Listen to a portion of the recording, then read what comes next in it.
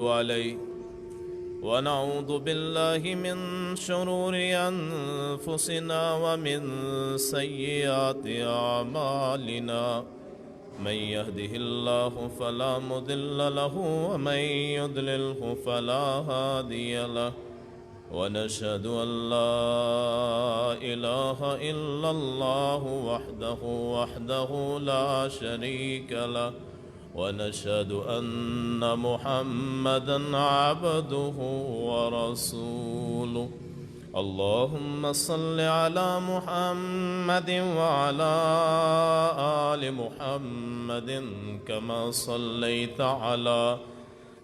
صليت على إبراهيم وعلى آل إبراهيم إنك حميد مجيد اللهم بارك على محمد وعلى آل محمد كما باركت على إبراهيم وعلى آل إبراهيم إنك حميد مجيد رب اشرح لي صدري ويسر لي أمري واحلل عقدة من لساني يفقهوا قولي رب زدني علما سبحانك لا علم لنا إلا ما علمتنا إنك أنت العليم الحكيم أما بعد فإن خير الحديث كتاب الله وخير الهدي هدي محمد صلى الله عليه وسلم وشر الأمور محدثاتها وكل محدثة بدعة وكل بدعة ضلالة وكل ضلالة في النار أعوذ بالله السميع العليم من الشيطان الرجيم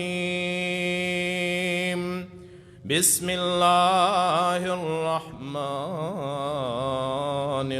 الرحيم واستعينوا بالصبر والصلاة وإنها لكبيرة إلا على الخاشعين الذين يظنون أنهم ملاقو ربهم وأنهم إليه راجعون صدق الله مولانا العظيم وصدق رسوله النبي الكريم ونحن على ذلك من الشاهدين والشاكرين والحمد للہ رب العالمین برادران اسلام، بزرگوں، دوستوں، سننے والی ماؤں، بہنوں، نماز اور صبر کا موضوع چل رہا تھا۔ پچھلے جمعے میں ہم نے یہ بیان کیا تھا کہ نماز کیسے پڑھنی ہے اور اس کے لوازمات کیسے ہیں۔ تشہد کا بیان ہو چکا تھا، اس کے بعد درود پاک کا، اور اس کے بعد حدیث میں آتا ہے کہ جب آدمی تشہد پڑھ لے تو پھر جو دعا چاہے مانگ سکتا ہے۔ ایک دعا ہم نے ذکر کی تھی اور دو دعائیں اور میں ذکر کروں گا۔ صدیق اکبر رضی اللہ عنہ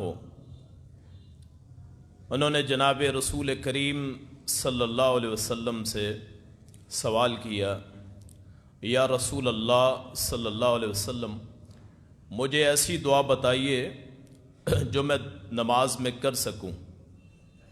تو آپ نے پھر فرمایا تھا کہ یہ دعا پڑھا کرو، اللہم انی ظلمت نفسی ظلما کثیرا، اے اللہ میں نے اپنے اوپر بہت ظلم کیا ہے، وَلَا يَغْفِرُ الذُّنُوبَ إِلَّا أَنْتَ، ان گناہوں کو صرف تو ہی معاف کر سکتا ہے۔ فَاغْفِرْ لِي مَغْفِرَةً، تو مجھے بخش دے ایسی بخشش کہ جو میرے لیے کافی ہو، وَارْحَمْنِی، اور مجھ پہ رحم کر، اِنَّکَ أَنْتَ الْغَفُورُ الرَّحِیمُ، اور تو بہت بخشش والا، بہت رحم کرنے والا ہے۔ یہ صدیق اکبر نماز میں پڑھا کرتے تھے، یعنی تشہد کے بعد پھر درود شریف، پھر اس کے بعد یہ دعا پڑھا کرتے تھے۔ ایک دعا آتی ہے قرآن کریم کی آیت، رب اجعلنی مقیم الصلاۃ، اے رب مجھے نماز قائم کرنے والا بنا، ومن ذریتی، میری اولاد کو بھی، ربنا وتقبل دعا، اور اے ہمارے رب میری دعا کو قبول فرما۔ ربنا اغفر لی ولوالدی وللمؤمنین، اے رب تعالی میری بھی بخشش کر، میرے والدین کی کر، اور مومنین کی، یوم یقوم الحساب، جس دن حساب قائم ہوگا۔ تو یہ دعائیں آدمی نماز میں آدمی کو پڑھنی چاہیے۔ اور یہاں ایک بات میں بتا دوں کہ ضروری نہیں کہ مسنون دعائیں ہی آپ پڑھ سکتے ہیں، یہ ضروری نہیں کہ نماز میں تشہد کے بعد، درود پاک پڑھنے کے بعد صرف آپ مسنون دعائیں پڑھ سکتے ہیں، نہیں، جو آپ کے لیے بہتر ہو، آپ کو آتی ہوں، آپ رب کے سامنے گزارش کر سکتے ہیں۔ اس بارے میں کوئی قید نہیں ہے مسنون یا غیر مسنون کی۔ مسنون کا مطلب ہوتا ہے جو سنت اللہ کے رسول سے ہو وہ، اور غیر مسنون وہ کوئی بھی ہو سکتی ہیں، نیک کلمات ہو سکتے ہیں، اچھے کلمات ہو سکتے ہیں۔ تو اس بارے میں نہ دلائل کی ضرورت ہوتی ہے، جو اچھے کلمات آپ کو میسر ہوں رب تعالیٰ کے سامنے، وہ آپ پڑھ سکتے ہیں جب آپ نے درود شریف پڑھ لیا۔ ہاں دین نہ سمجھیں، جو دعائیں آپ پڑھتے ہیں جو غیر مسنون ہیں، جو حدیث شریف میں نہیں آتی، ان دعاؤں کو آپ سنت سمجھ کے نہ پڑھیں، ضرورت کے وقت پڑھ سکتے ہیں۔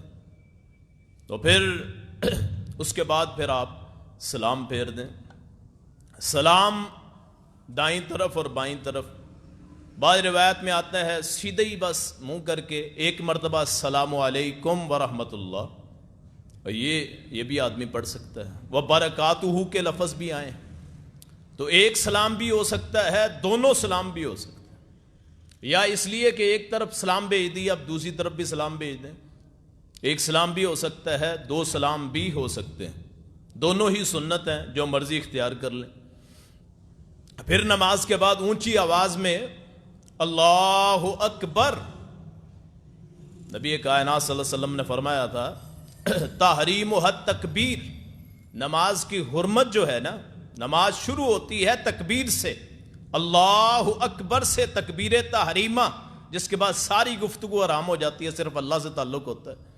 اور تحلیل حد تسلیم، جب نماز ختم ہوتی ہے تو السلام علیکم ورحمۃ اللہ، یہاں نماز ختم ہوگی، اللہ اور بندے کا آپس میں جو رابطہ ہوا تھا وہ وقتی طور پہ منقطع ہو گیا، جو کال ملی تھی اللہ سے وہ اب کال ختم ہو چکی ہے۔ اب آدمی کسی سے بات بھی کر سکتا ہے، کسی سے گفتگو کر سکتا ہے۔ ایک مسئلہ ہے کہ نماز کی حالت میں اگر کوئی سلام کہے جواب دے سکتے ہیں کہ نہیں۔ اگر تو آپ کو کوئی معین کر کے کہے، مثلا میرا ملنے والا ہے، میں نماز پڑھ رہا ہوں تو مجھے وہ سلام کہہ دے، تو یہ بتلانے کے لیے کہ میں نماز میں ہوں ہاتھ کا اشارہ کر سکتے ہیں۔ لیکن یہ جو عادت ہے کہ جی آپ نماز پڑھ رہے ہیں، پیچھے سے آدمی آتا ہے السلام علیکم تو آپ ہاتھ اٹھا دیں، پچھلے کو پتہ ہی نہیں کہ اس نے جواب دیا ہے کہ نہیں، اس طرح تو نماز خراب ہو جائے گی۔ آپ 50 آدمی پیچھے سے آئیں گے سلام کہتے ہوئے، تو 50 مرتبہ ایسے نماز میں ہاتھ اشارہ کریں گے تو نماز تو ختم ہوگی، خشوع خضوع نہ رہا۔ یہ ہمارے مسجدوں میں عام ہوتا ہے کہ اونچی آواز میں آ کے السلام علیکم کہہ دیتے ہیں اور سارے نمازیوں کو پریشان کرتے ہیں۔ اب جیسے آپ قبرستان میں جاتے ہیں وہاں سلام کہتے ہیں تو اس سلام کہنے کا مقصد کوئی نہیں، صرف ہم سنت کی پیروی کرتے ہیں، سنانا مقصود نہیں ہے کہ قبرستان میں السلام علیکم اہل القبور یا اہل الدیار کہتے ہیں تو سنانا مقصود نہیں ہے، یاد رکھیے، صرف سنت کے طور پہ کہنا ہے۔ اللہ تعالیٰ پہنچا دے جس کو پہنچائے، انک لا تسمع الموتى، سلام یا کچھ سنانا یہ اللہ کا کام ہے، نبی بھی نہیں پہنچا سکتا۔ تو اس طرح مسجد میں آتے ہوئے سلام ضرور کہیں، لیکن اتنا آہستہ ہو کہ آپ کو پتا ہو، اللہ کو پتا ہو، جواب اللہ خود ہی اپنی رحمت کر دے گا۔ تو نماز کی حالت میں اونچی آواز میں سلام مت کہیں، کسی کی نماز خراب نہ کریں۔ اللہ کے رسول سے پوچھا گیا تھا کہ آپ کو جب سلام، آپ کے پوچھے میں سلام کہتے تھے تو آپ کیسے کرتے تھے؟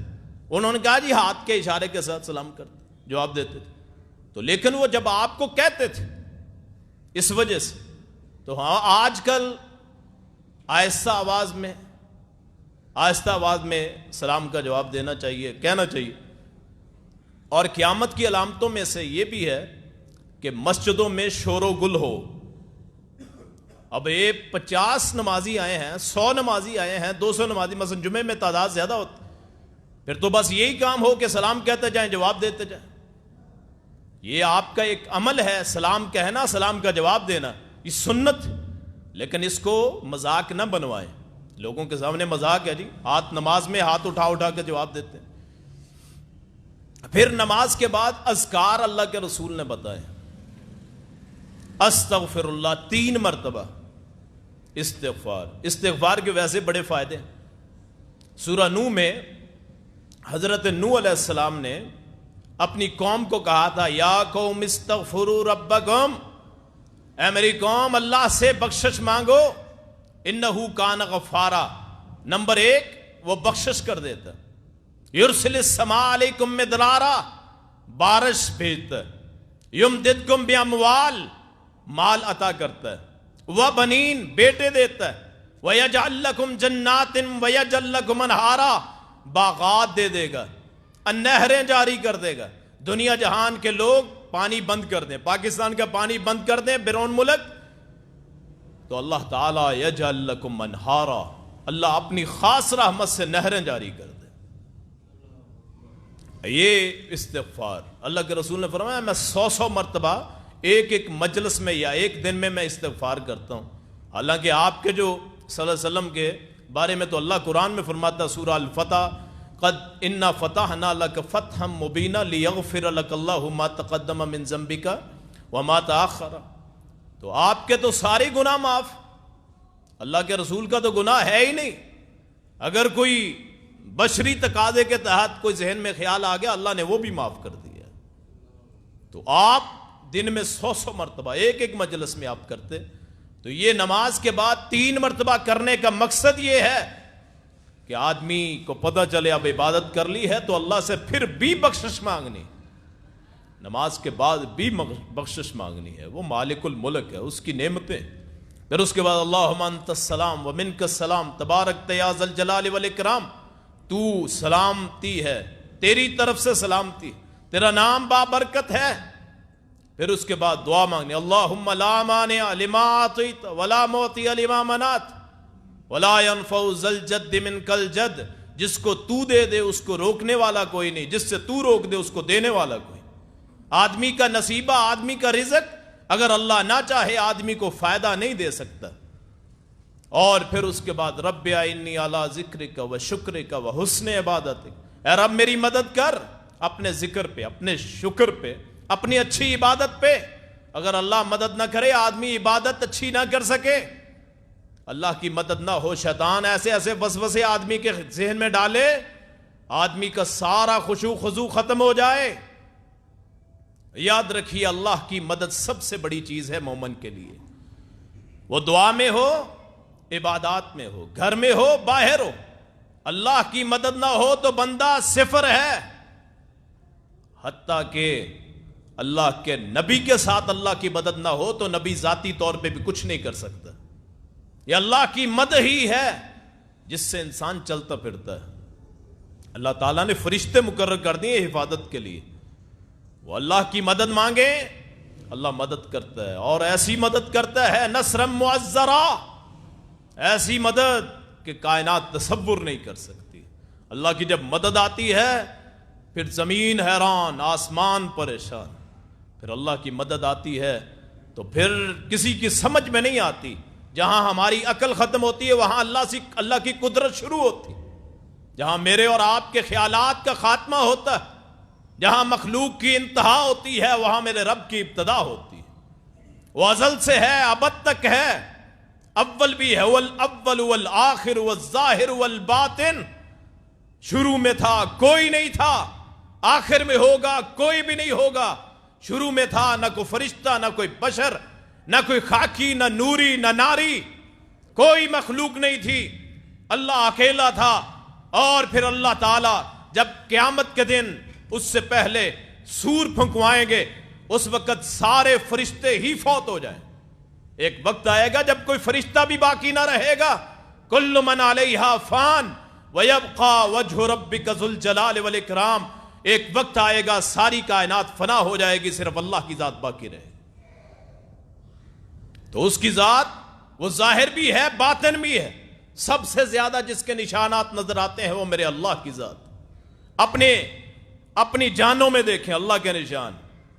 اور والباطن، وہ اتنا پوشیدہ ہے کہ دنیا میں کوئی چیز اس سے زیادہ پوشیدہ نہیں ہے، چھپی ہوئی نہیں ہے. تو اس کی پھر مدد مانگ کے اس کے بعد پھر آتا ہے کہ آیت الکرسی پڑھیں. اللہ کے رسول صلی اللہ علیہ وسلم نے فرمایا جو بندہ ہر نماز کے بعد آیت الکرسی پڑھتا ہے اسے جنت میں جانے سے صرف موت ہی روک سکتی ہے. رکاوٹ صرف موت ہے. ادھر ہر نماز کے بعد وہ آیت الکرسی پڑھے تو اللہ پاک اسے جنت میں داخلہ نصیب فرماتے ہیں. یہ اللہ کے احسان ہے. اللہ کے رسول نے آسان جنت میں جانے کے طریقے بتا دیے کہ جنت میں کیسے جانا. جنت میں جانے کا اللہ کے رسول نے بڑے طریقے بتا دیے. ان میں یہ بھی ہے کہ نماز کے بعد آیت الکرسی پڑھی جائے. جن بھائیوں کو مسئلہ ہے جنات وغیرہ کا، وہ اس کے بعد ہر نماز کے بعد وہ پڑھ سکتے ہیں 3 مرتبہ آیت الکرسی اور سورہ توبہ کی آخری 2 آیات لَقَدْ جَاءَكُمْ رَسُولٌ مِّنْ أَنفُسِكُمْ عَزِيزٌ عَلَيْهِ مَا عَنِتُّمْ حَرِيصٌ عَلَيْكُمْ بِالْمُؤْمِنِينَ رَءُوفٌ رَحِيمٌ فَإِن تَوَلَّوْا فَقُلْ حَسْبِيَ اللَّهُ لَا إِلَٰهَ إِلَّا هُوَ عَلَيْهِ تَوَكَّلْتُ وَهُوَ رَبُّ الْعَرْشِ الْعَظِيمِ. یہ پڑھ سکتے. اس کے علاوہ سورہ المؤمنون اس کا آخری وہاں پڑھ سے افحسبتم انما خلقناکم عبثا، یہ ہر نماز کے بعد 3 مرتبہ یہ پڑھ سکتے. سحر ہو، جادو ہو، آسیب ہو، سایہ ہو یا دنیاوی مشکلات ہوں، یہ آپ پڑھ سکتے ہیں. سورہ بقرہ کی آخری 2 آیات وہ بھی پڑھ سکتے ہیں. للہ ما فی السماوات ما فی الارض، یہاں سے لے کے پڑھ سکتے ہیں. تو یہ اللہ کے رسول نے طریقے بتا دیے.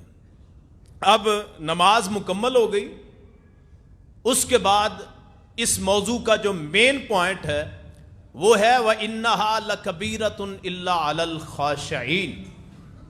یہ صبر بھی کر لیا، نماز بھی پڑھ لی، لیکن یہ بتایا کہ نماز کن پہ زیادہ بوجھل ہے، کن کو زیادہ دشوار ہے؟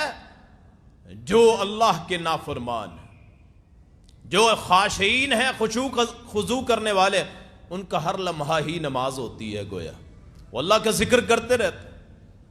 ایک صحابی نے کو اللہ کے رسول نے وصیت فرمائی تھی کہ اپنی زبان کو جب بھی ہلائے تو اللہ کے ذکر سے ہلا. زبان پہ ہر وقت اللہ کے کلمات. اب فارغ بیٹھے ہیں، آپ پڑھ لیں سبحان اللہ، الحمدللہ، لا الہ الا اللہ، اللہ اکبر. میرا رسول کریم نے فرمایا تھا صلی اللہ علیہ وسلم، معزز، محتشم، مکرم، مقدس، ساری کائنات میں سب سے محترم حضرت محمد الرسول اللہ صلی اللہ علیہ وسلم نے فرمایا تھا. فرمایا جو بندہ پڑھ لیتا ہے سبحان اللہ والحمد للہ ولا الہ الا اللہ واللہ اکبر، 4 کلمات مختصر ہیں. سبحان اللہ اکیلے کا ثواب بھی بتا دیا. فرمایا جو بندہ 1 مرتبہ سبحان اللہ پڑھتا ہے، آدھا آسمان زمین نیکیوں سے بھر جاتا ہے. الحمدللہ پڑھتا ہے تو دوسرا آدھا آسمان زمین نیکیوں سے بھر جاتا ہے.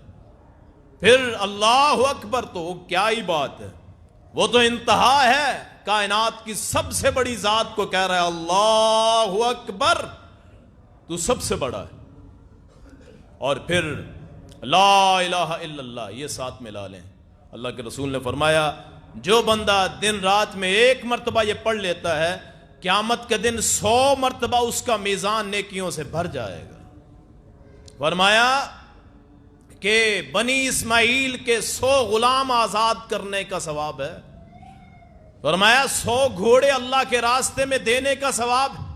جو بندہ سبحان اللہ والحمد للہ ولا الہ الا اللہ واللہ اکبر پڑھ لیتا،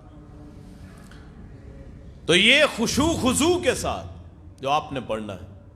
ایک تو یہ تسبیح لازم کر لیں کسی ایک نماز میں، یہ ہے خشوع خضوع، اللہ کا ذکر کرنا. وہ آپ اس کے علاوہ بہت کلمات، مثلا خشوع خضوع کا ایک طریقہ یہ بھی ہے کہ مغرب اور صبح کی نماز کے بعد جو اذکار ہیں ان میں سے میں کچھ بتا دیتا ہوں. آدمی میں عاجزی انکساری آئے گی.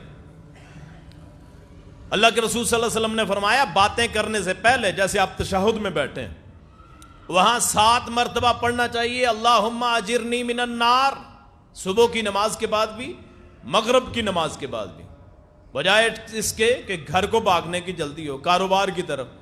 اللہ کاروبار کا مالک ہے اور روزی تو اس کے پاس ہے. یہ تو ایک سلسلے ویسے بنے ہوئے ہیں.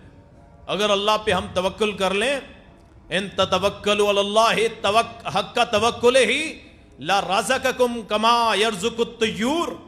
اگر اللہ پہ ہم توکل ویسے کریں جیسے پرندے کرتے ہیں، پرندوں کا توکل اور توکل کا حق، تو اللہ ایسا رزق دے جیسے اللہ پرندوں کو رزق دیتا ہے. تغدو خماسا تروح بطانا، صبح جاتے ہیں خالی پیٹ، شام کو پیٹ بھر کے واپس آتے. بیٹھے رزق دے دے. وہ اللہ جو پتھروں میں کیڑوں کو رزق دیتا ہے، وہ اللہ تعالیٰ یہ انسان جو اس کا نام لیتا ہے، نام لیوا ہے، محمد کریم کا امتی ہے صلی اللہ علیہ وسلم، اس کو رزق نہیں دے سکتا؟ وہ بڑا بہت بڑی ذات، اس نے ساری کائنات تو انسان کے لیے بنائی. وہ انسان جو اللہ کی عبادت کرتا ہے، یاد رکھیے اللہ قادر ہے بیٹھے بٹھائے رزق دے دے. ایک بندہ آیا، یا رسول اللہ صلی اللہ علیہ وسلم میرا بھائی آپ کے پاس بیٹھا رہتا ہے، میں کماتا ہوں یہ کماتا نہیں ہے.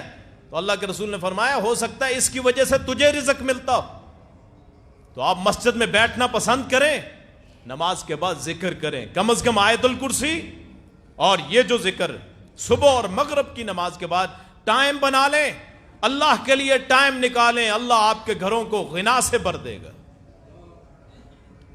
7 مرتبہ اللہم اجرنی من النار جو پڑھے گا اسے اللہ تعالیٰ آگ سے محفوظ کر دیتا.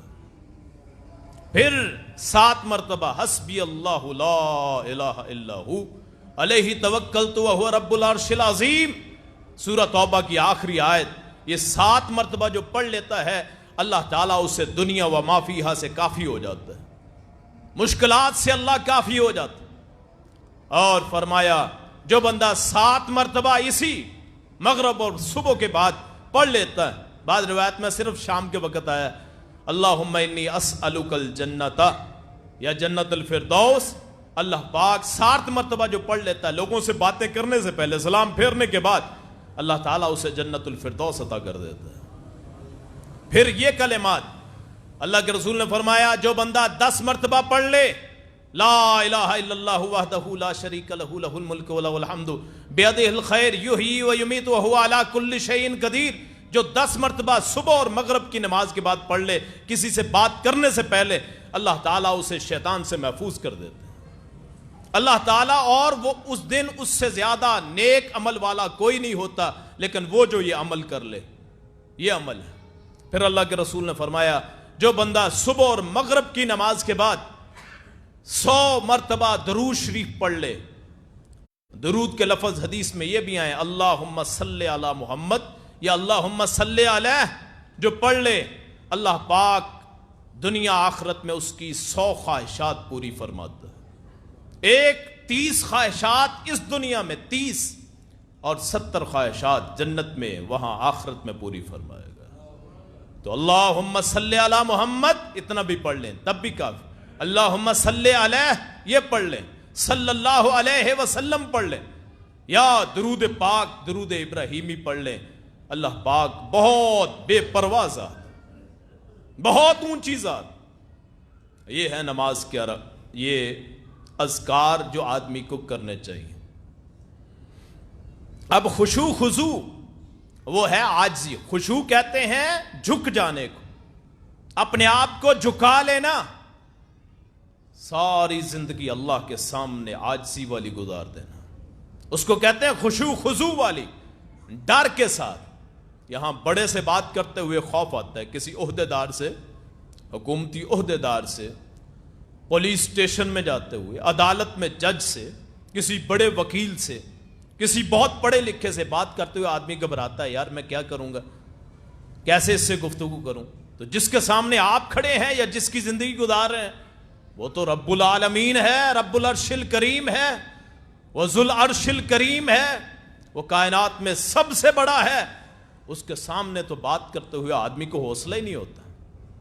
اللہ اکبر، اس کے سامنے جب کھڑے ہوں تو کبھی ایک نماز ایسی مل جائے جب آپ کی آنکھوں میں آنسو آ جائیں، صرف ایک نماز ساری زندگی کے سارے گناہوں کو صاف کرنے کے لیے کافی ہے۔ ایک مرتبہ رو لیں کسی ایک نماز میں۔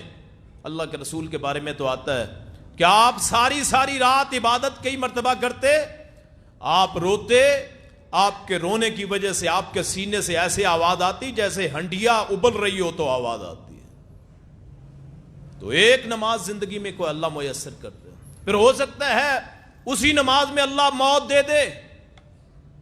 اللہ کے رسول نے فرمایا آدمی جس حالت میں فوت ہوتا ہے اسی حالت میں اٹھایا جاتا ہے، اسی حالت میں اٹھایا جاتا ہے۔ تو ہو سکتا ہے وہ نماز میں فوت ہوا تو قبر میں بھی نماز کی حالت میں، حشر میں بھی نماز کی حالت میں، نہ کوئی حساب نہ کتاب، پاک صاف ہو جائے۔ اللہ پاک ایسی موت نصیب فرمائے جو نیکی والی ہو، جو شرم و حیا والی موت، عبادت کی موت نصیب فرمائے۔ اللہ اکبر، یہ خشوع خضوع اللہ جب عطا فرماتا ہے پھر آدمی جو مانگ لیتا اللہ عطا کرتا جاتا ہے، آہستہ آہستہ۔ دیر ہوتی ہے، اندھیر نہیں ہوتی۔ بعض لوگ کہتے ہیں اللہ سے دعا مانگی تھی، میں تو رویا گڑ گڑایا، دعا نہیں قبول ہوئی۔ کوئی مسئلہ نہیں ہے، باپ اور بیٹے کی مثال لے لیں، اولاد اور باپ کی، بار بار مانگے گا، ایک مرتبہ انکار، دو مرتبہ انکار، تیسری مرتبہ انکار، اب اس کے دل میں بیٹے کا ڈر ہوتا ہے، پیار ہوتا ہے۔ ایک وقت آتا ہے جب باپ کا دل کھنچ جاتا ہے، ماں کا دل کھنچ جاتا ہے، ماں اپنے بیٹے کی طرف، باپ اپنے بیٹے کی طرف، اولاد کی طرف، اس کی خواہش جب اس کے پاس ہو تو پوری کرتا ہے۔ تو اللہ تعالیٰ 69 ماؤں سے زیادہ پیار کرنے والا، 207 باپوں سے زیادہ پیار کرنے والا، اس کے سامنے عاجزی کریں، انکساری کریں، روئیں، گڑ گڑائیں، التجائیں کریں، وہ ان تلجاؤں کو پوری کرنے والا، وہ داتا، دستگیر، غوث اعظم، غریب نواز، سارے اس کے القاب ہیں۔ اس کو یہ مان کے کہ تو بڑا ہے، تو مشکل کشا ہے، تو حاجت روا ہے، اس سے مانگ کے دیکھیں کون سی ایسی خواہش ہے جو میرا رب پوری نہیں کرتا۔ ہو جائز خواہش اور اللہ پوری کرتا ہے۔ اللہ تو ان کی بھی سنتا ہے جو لوگ اللہ کو نہیں مانتے، جو اللہ کو نہیں مانتے۔ ایک دنیا میں قوم ہے دہریہ قوم، کسی کو نہیں مانتی۔ وہ کہتے ہیں نظام ایسے ہی بنا ہے، ایسے ہی ختم ہو جائے، بچہ پیدا ہوتا ہے، کماتا ہے، مر جاتا ہے، کوئی حساب کتاب، کوئی عبادت نہیں۔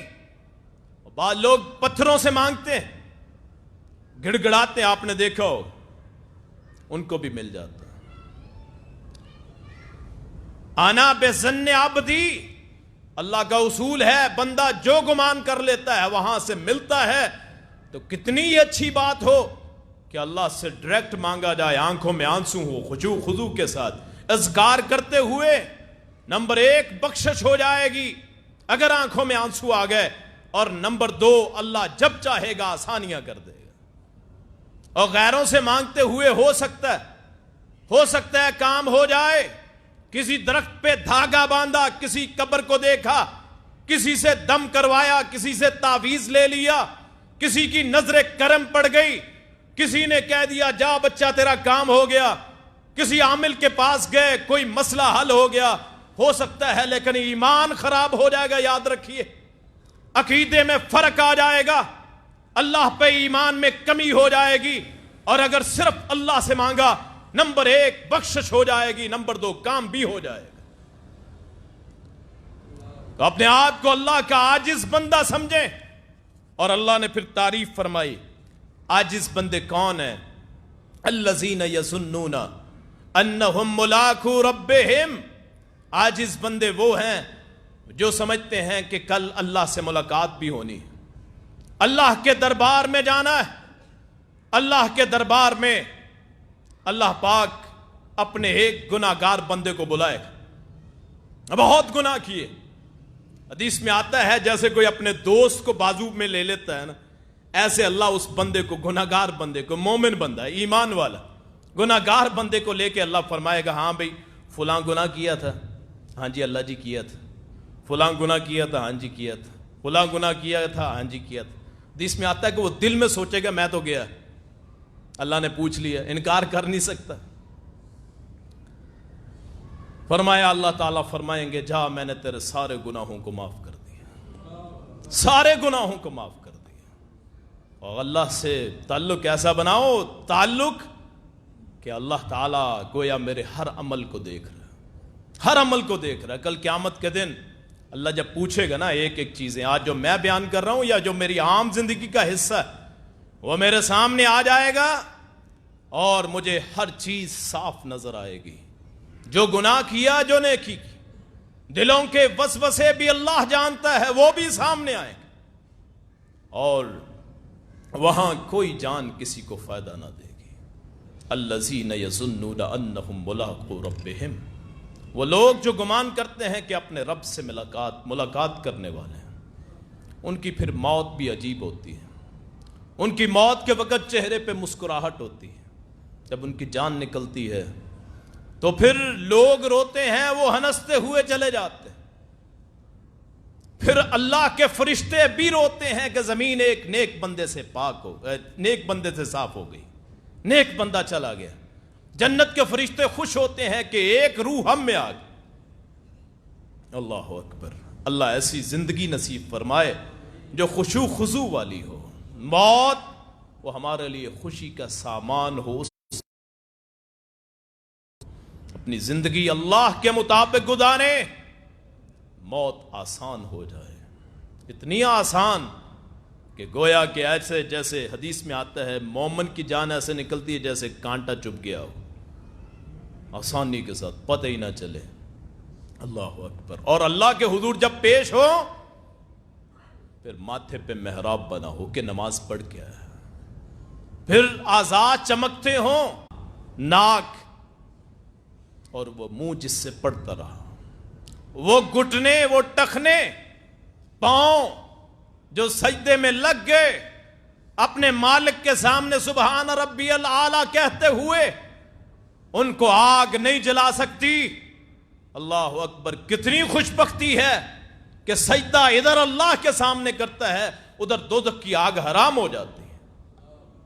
خشوع خضوع کے ساتھ اللہ کے رسول نے فرمایا جب بندہ سجدہ کرتا ہے تو اللہ کے اتنا قریب ہوتا ہے کہ سب حالتوں سے قریب، دنیا آسمان کے سارے پردے ہٹ جاتے ہیں، بندہ اللہ سے ڈائریکٹ گفتگو کرتا ہے.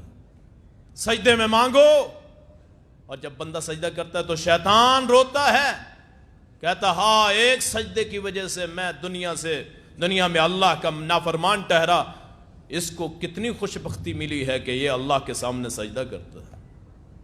تو خشوع خضوع، جب آنکھوں میں آنسو آ جائیں، ایک وقت آتا ہے جمعے کا دن، اللہ کے رسول نے فرمایا جمعے کے دن خطبے سے لے کے شام تک ایک وقت ایسا آتا ہے کہ اللہ سے جو دعا مانگ لی جائے اللہ قبول کر لیتا ہے. اللہ کے نیک بندے کیا پڑھتے ہوتے ہیں؟ یا اللہ میں تجھ سے راضی، یا اللہ میں تجھ سے راضی، یا اللہ میں تجھ سے راضی. اور ایک مرتبہ اگر اللہ نے کہہ دیا جا بندے میں تجھ سے راضی، اور اللہ کے رسول نے فرمایا کہ اللہ قیامت کے دن ایسے افراد جن کو اپنے عرش کا سایہ نصیب فرمائے گا، اپنی رحمت کا سایہ نصیب فرمائے گا، فرمایا ان میں ایک وہ بھی بندہ ذکر اللہ خالیا फफाजत ऐनाह, अकेले बैठ के अल्लाह का जिक्र कर रहा, उसकी आंखों में आंसू आ पड़े, अल्लाह ताला क़यामत के दिन उन आंसुओं के बदले में उसे अपनी रहमत का साया नसीब फरमा देगा, अपने अरश का साया नसीब फरमा देगा।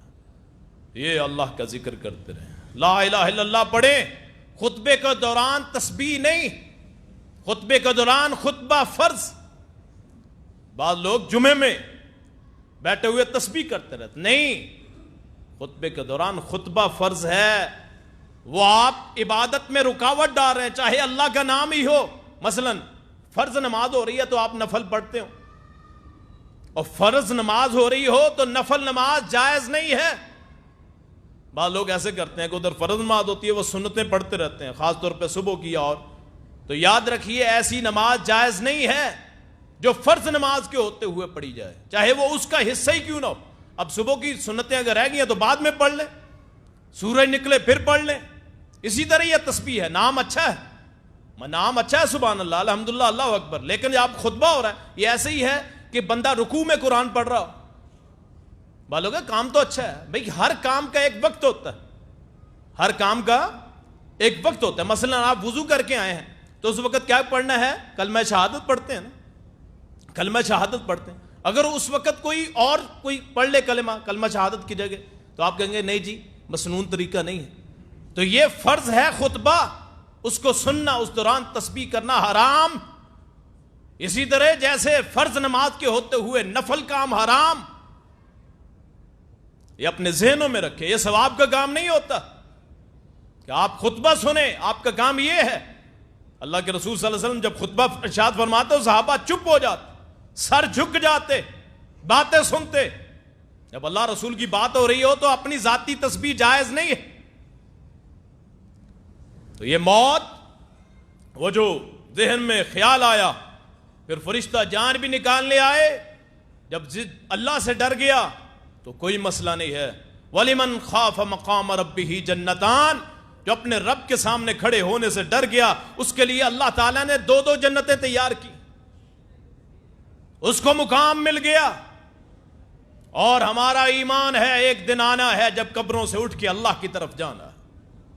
मौत भी बरहक, मौत के बाद उठना भी बरहक। मेरा रसूल कायनात ने फरमाया, फख्र मौजूदात, सरवर कानन, शाफ महशर, साकी कौसर, हजरत मोहम्मद रसूलुल्लाह सल्लल्लाहु अलैहि वसल्लम ने इरशाद फरमाया, मेरे रसूल ने फरमाया कि ईमान के 6 रुकन हैं, उनमें से एक रुकन यह भी है कि मौत के बाद उठने पे यकीन रखना, ईमान रखना। ये जो कब्रों वाले हैं इनको अल्लाह उठाएगा एक दिन, 2 मर्तबा अल्लाह ताला सूर फुंकवाएगा। फरिश्ता इसराफील वो तैयार खड़े हैं। अल्लाह के रसूल ने फरमाया, नजरें झुकी हुई हैं, इसराफील के मुंह में वो कुरना है जिसमें सूर फूंकेंगे। फरमाया अल्लाह के हुक्म का इजाजत वो इंतजार कर रहे हैं, जब अल्लाह का हुक्म हो गया वो फरिश्ता सूर फूंकेगा। फरमाया जमीन व आसमान तहो बाला हो जाएंगे। इदस समाउन शक्कत व इदस समाउन फतरत इदस शम्स कुव्विरत, कितनी सूरतों में अल्लाह ने फरमाया आसमान जमीन सारे लपेट दिए जाएं। फरमाया अल्लाह के हाथ में जमीन व आसमान होंगे, अल्लाह उन्हें थपथपाएगा जैसे कोई अपनी रोटी को थपथपाता है। रोटी पकाने वाला खब्बास जैसे अपनी रोटी को थपथपाता है, कभी ऐसे कभी ऐसे सीधा करता है। फरमाया अल्लाह जमीन को ऐसे थपथपाएगा, और जमीन सफेद जैसे मैदा होता है वैसी रोटी की तरह अल्लाह के हाथ में होगी। अल्लाह कहेगा है ना मुलूकुल अर्ज़, कहां है जमीन के बादशाह। उस दिन अल्लाह के सामने जाना है। हदीस में आता है अल्लाह के सामने जाएंगे, बस नजरें उठी होंगी, एक मंजिल नजर आ रही है, सारे भागते जाएंगे, मर्द औरत छोटे बड़े, जिस्म लिबास नहीं, पांव में जूता नहीं, बगैर खतने के जैसे आज ही आए हैं, कब्रों से निकल के भागेंगे। अल्लाह के रसूल सल्लल्लाहु अलैहि वसल्लम ने फरमाया सबसे पहले मेरी कब्र फटेगी, मैं सबसे पहले अल्लाह के हुजूर जाऊंगा। मेरे दाईं तरफ अबू बकर, बाईं तरफ उमर होंगे, और एक रिवायत में आता है हजरत ईसा मेरे साथ होंगे। और मैं देखूंगा, अल्लाह अकबर, کہ وہاں حضرت ابراہیم اللہ کے عرش کا پایا پکڑ رہے ہوں گے. حضرت موسیٰ اللہ کے عرش کا پایا پکڑے ہوئے کھڑے ہوں گے. فرمایا سب سے پہلے لباس پہنایا جائے گا حضرت ابراہیم علیہ السلام کو. وہ دن آنا ہے جو خشوع خضوع کرنے والوں کا دن ہے. وہ انبیاء کے اور انبیاء کے چاہنے والوں کا دن ہے.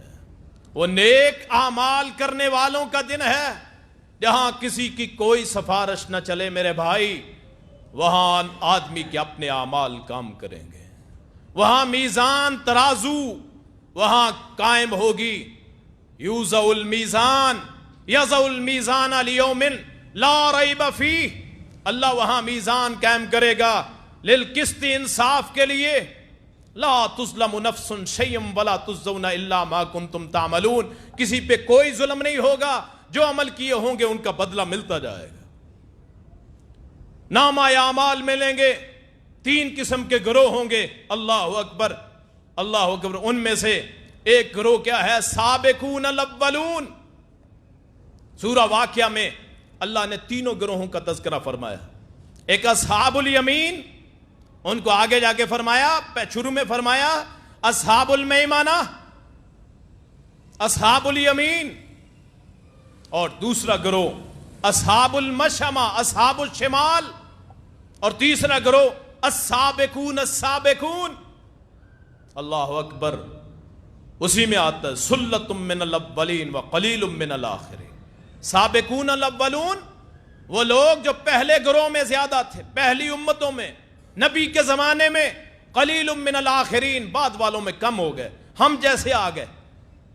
اور صحابہ کرام ان کے بارے میں آتا ہے دن میں کام کاج میں مصروف ہوتے اور رات کو کانو من اللیل کانو رہبانا، رات کو راہب بن جاتے، اللہ کا ذکر کرتے اور نماز پڑھتے. اللہ ہمیں بھی ایسی زندگی نصیب فرمائے کہ اپنے رب کا ذکر کریں رات کو اٹھتے ہوئے. اللہ اکبر. اللہ کے سامنے عاجزی کریں. یہ ہے خشوع خضوع. وہ سابقون الاولون بنے. وہ ہے مقام اللہ اکبر جس پہ اللہ کے فرشتے بھی رشک کریں گے. جہاں وہاں بندے کو اللہ تعالیٰ اٹھائے گا. تو مجھ سے ڈرتا تھا، جا آج تیرا نامہ اعمال تیرے دائیں ہاتھ میں دے کے تجھے جنت میں داخل کر.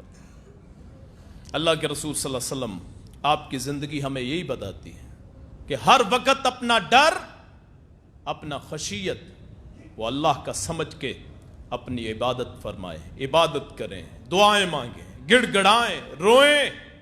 اپنے آپ کو اللہ کا غلام بندہ سمجھیں. قرآن کریم میں اللہ کریم نے جہاں بھی رسول اللہ کی تعریف فرمائی عبد کے لفظ کے ساتھ، غلام کے لفظ کے ساتھ. سبحان اللہ 15واں پارہ سورہ الاسراء. سبحان الذی اسرا بعبدہ لیلا من المسجد الحرام. عبد کا لفظ دیا ہے اللہ کے رسول صلی اللہ علیہ وسلم کو. بعض لوگ کہتے ہیں جی وہ نور، نہیں، اللہ کے رسول عبد ہیں، غلام ہیں اللہ کے، بشر ہیں. یاد رکھیے بشر سے بڑھ کے نور ہو ہی نہیں سکتا. بشر سب سے بڑا لقب ہے، عبد سب سے بڑا لقب ہے. سورہ الفرقان پہلی آیت تبارک الذی نزل الفرقان علی عبدہ. عبد کا لفظ کائنات میں سب سے بڑا اللہ کے رسول کو جو عطا ہوا. یہ جو بیسے ہیں اپنے پاس رکھیں، ان مولویوں کے منہوں پہ ماریں. یاد رکھیے قیامت کو کوئی گروہ نہیں ہوگا. اپنے آپ کو اللہ کا غلام سمجھیں، اللہ کا بندہ سمجھیں. میرے نبی اللہ کے غلام تھے، اللہ کے عبد تھے. رسول اللہ نے فرمایا صلی اللہ علیہ وسلم، اللہ نے مجھ سے مانگا، مجھ سے کہا اے نبی بادشاہ نبی بننا چاہتے ہو یا عبد نبی؟ فرمایا میں نے اللہ سے گزارش کی کہ مجھے عبد نبی بنا دے، غلام نبی بنا دے. اللہ اکبر. اور اپنے آپ کو ساری زندگی آپ نے نیچا کیا، ساری زندگی اللہ کے لیے خشوع خضوع کی. اور میرا رسول نے فرمایا من تواضع للہ رفعہ اللہ. جو اللہ کے لیے عاجزی کرے اللہ تعالیٰ اسے بلند کر دیتا ہے. اللہ کے سامنے عاجزی کریں، انکساری کریں. اللہ پاک مجھے بھی آپ کو بھی عاجز بننے کی توفیق عطا فرمائے، اپنے سامنے خشوع خضوع کرنے والا بنائے. ایک سوال ہے غائبانہ نماز جنازہ کے بارے میں. جی غائبانہ نماز جنازہ وہ ہو سکتی ہے کہ نہیں؟ ضروری کوئی نہیں ہے. اگر کوئی پڑھ لے ٹھیک ہے, نہ پڑھے. جیسے آپ نے نجاشی کا جنازہ پڑھا تھا, حضرت نجاشی فوت ہو گئے تھے حبشے میں, تو آپ نے پھر غائبانہ نماز جنازہ پڑھا دیا تھا. تو پڑھ سکتے ہیں, آپ منع نہیں کر سکتے, لیکن لازم بھی نہیں ہے کہ ہر جو یہاں نہ ہو اس کا جنازہ پڑھ دیا جائے. خاص طور پہ جب یہ یقین ہو کہ وہاں ہوا ہی نہیں, کوئی بندہ مثلا ڈوب کے فوت ہو گیا یا حادثے میں ہو گیا یا یہاں نہیں ہے, وہاں جنازہ نہیں ہوا, پھر تو لازمی پڑھنا چاہیے, کیوں یہ ہم پہ حق فرض ہے. اور اگر وہاں ہو چکا ہو, اگر کوئی پڑھنا چاہے اسے ہم روک نہیں سکتے, کوئی فتویٰ نہیں لگا سکتے. تو جنازہ پڑھ بھی سکتے ہیں, چھوڑ بھی سکتے ہیں. نہ کوئی بحث کی بات ہے, نہ کوئی جھگڑے کی بات ہے. اس کو جھگڑے کا باعث بھی نہ بنائیں کہ جی وہ ایک کہتا ہے جی لازمی پڑھانا ہے غائبانہ جنازہ, نماز جنازہ, اور ایک کہتا ہے جی نہیں پڑھانا ہی نہیں. تو درمیان میں معتدل رائے کو اختیار کریں. اگر کوئی پڑھا دے تو پڑھ لیں, نہ پڑھائے تو اس پہ تان نہ کریں, اور اگر پڑھا دے تو اس کو بھی برا نہ کہیں, لیکن اس کو عادت نہ بنائیں. اللہ کے رسول سے یہ جنازہ آتا ہے, یا پھر وہ شہدائے احد والا, وہ تو قبروں پہ جا کے پڑھا تھا, شہدائے احد کا وہاں جا کے پڑھا تھا, تو وہ تو غائبانہ ہے ہی نہیں تھا, قبر پہ پڑھا تھا. تو یہ آپ کی زندگی کا ایک واقعہ ہے جس میں آپ نے غائبانہ نماز جنازہ پڑھا ہے. تو آپ بھی کبھی اگر ضرورت پڑے تو پڑھ سکتے ہیں, لیکن اس کو عادت مت بنائیں. یعنی معتدل رائے یہ ہے کہ نہ کسی کو برا کہیں پڑھنے پہ, اور جو نہیں پڑھتا اسے بھی برا نہ کہیں. دونوں طرف سے اعتدال ہونا چاہیے. فرقہ پرستی سے نکلیں. یہ جو مسلک ہے نا, فرقے ہیں, ان سے نکل جائیں. یہ جی مسلک آل حدیث ہے, جی مسلک دیوبند ہے, جی مسلک بریلی ہے, مسلک اہل تشیع ہے, یہ فرقوں سے نکلیں. ہوا سماکم المسلمین, اللہ نے نام مسلمان رکھا ہے, یاد رکھیں. قیامت کے دن یہی سوال ہونے ہیں, وہاں ان سوالوں کی فکر کیا کریں. یہ کیا بحث ہے, وہ 3 سوال ہیں, من ربوں کا, من دین ما دینوں کا, من نبیوں کا. ان پہ اپنا فوکس رکھیں, اپنی زندگی گزاریں, اللہ سے ڈریں, رسول اللہ کی اطاعت فرمائیں. آخر دعوانا ان الحمدللہ رب العالمین.